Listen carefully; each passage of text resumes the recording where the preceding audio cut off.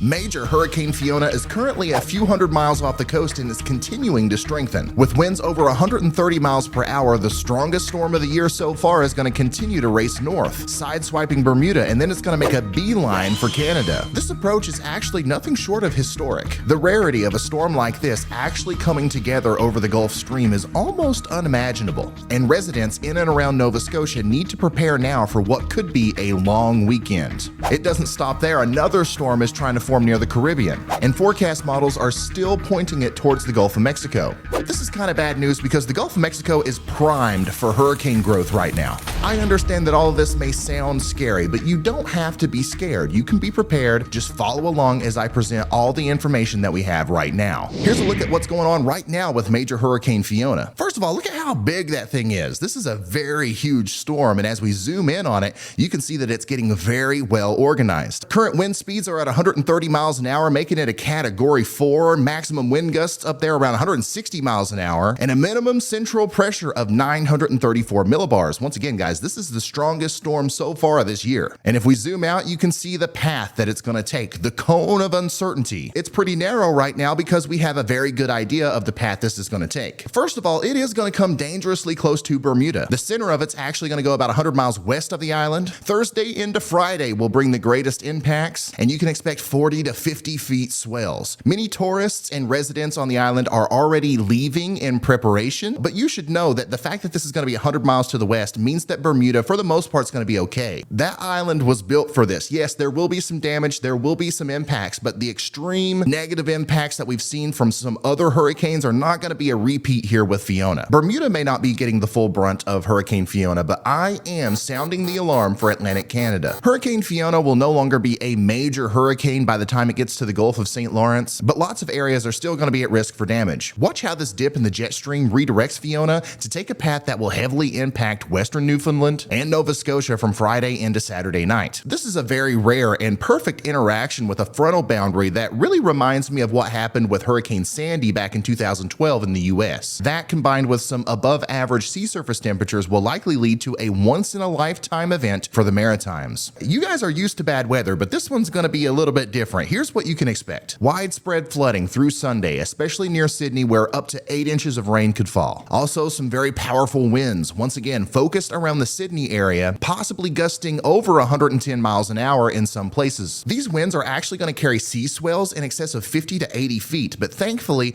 a lot of this area is not prone to coastal flooding because of the hilly terrain. And there's going to be widespread, potentially extended power outages that can be expected from Halifax all the way up to Stevensville as this rare storm roars through. Please don't be scared, be prepared. This is not the end of the world, but if a worst case scenario does end up happening, you can be much more equipped to handle it if you just take heed of this forecast. One thing you can do to stay ahead of this storm is track it with the same tools I use to guide hundreds of thousands of people through severe weather situations every single day. It's kind of unbelievable, but professional tools that used to be thousands of dollars are now available for basically nothing on your phone. And that brings me to today's sponsor, Radar Omega, the best weather app, no cap. Radar Omega is a professional radar app that meteorologists use, storm chasers use, I use, and you can use on your phone, iOS or Android. And with a subscription, you can actually use it on your PC. It's what I use during live streams. This is the most powerful storm tracking app. Radar Omega provides you with high quality NexRad radar data to keep you alert on rapidly changing weather conditions. Not only can you look at radar, but you get your warnings, your severe weather outlooks, and also all kinds of other data through this app. My favorite thing is you can look at satellite data in 3D, and in fact, you can look at model data, radar data, and all that in 3D, and like, how cool is that? I was a big fan of them long before they sponsored me, and I just want people to have this in their toolbox because I believe it's a life-saving product. So what are you waiting for? Hit those links down in the description for iOS or Android to download Radar Omega today. You will not regret it, I can promise you that. Now, let's get back into the video. Okay, let's talk about what happens next, because zooming out from Fiona on the National Hurricane Center outlook, you can tell that the tropics are lighting up big time. There's one system in particular that we have to keep a very close eye on. You see, deep in the heart of the Atlantic, just northeast of South America,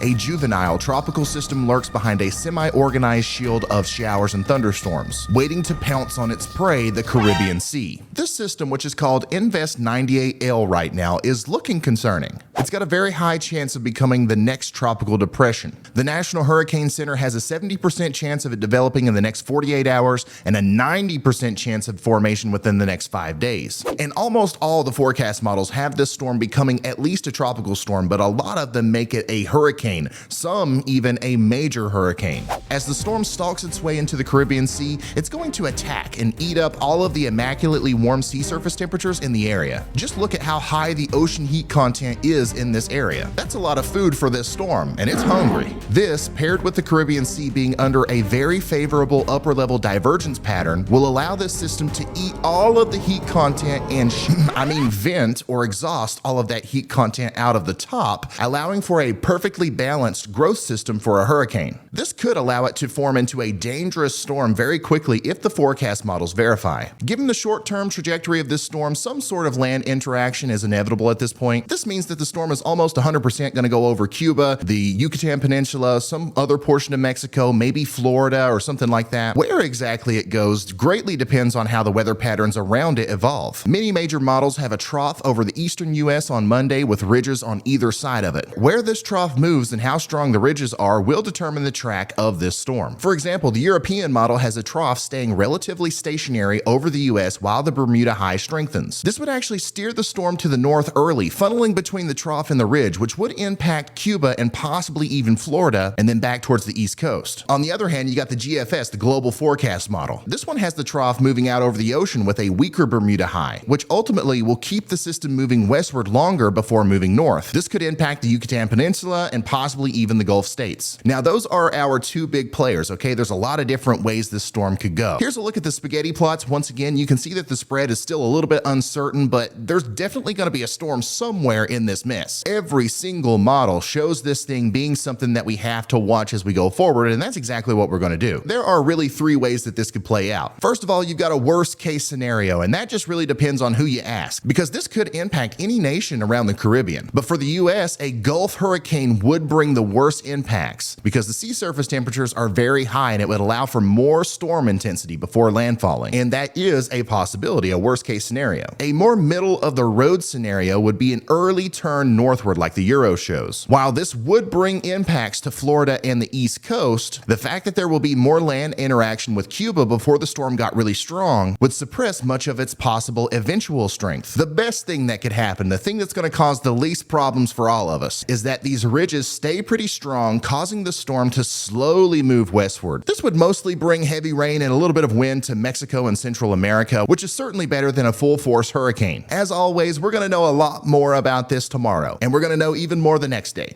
and the next day, and the next day. I hate to be typical weatherman here, but all of these scenarios have a 50-50 shot right now. I don't know the answers here, but me and you are going to figure them out together as we analyze this storm daily as we go forward. You heard that right. We're going to start uploading way more often here because I think this is concerning enough to where if it is a worst case scenario, we need to start letting people know right now. Hey, we're only 7 to 10 days away from this thing maybe making landfall. It could be only 5 days away before we really know where it's going to go. So it's just always better to have that plan in place beforehand. And of course, subscribe to this channel, turn notifications on, and let people know what's going on here. Share this link with them, put it on Facebook, Instagram, Twitter. Let's promote no hype, no nonsense weather forecasting with a little bit of fun by getting the Ryan Hall Y'all channel out there to as many people as possible. The biggest shout out to all of our members over here. Thank you guys so much for playing a huge part in growing this channel. Everybody, if you didn't know, I have a merch site. It's called shopryanhall.com. On that merch site, we now have mystery bundles available again. You can get a t-shirt and a potentially life-saving NOAA weather radio for a very, very discounted price. So go on over to shopryanhall.com right now and get one of those. I think you're going to really enjoy it. Everybody else has been happy with them. And once they're gone, they're gone. Okay, for real this time, I'll see you in the next one. Goodbye.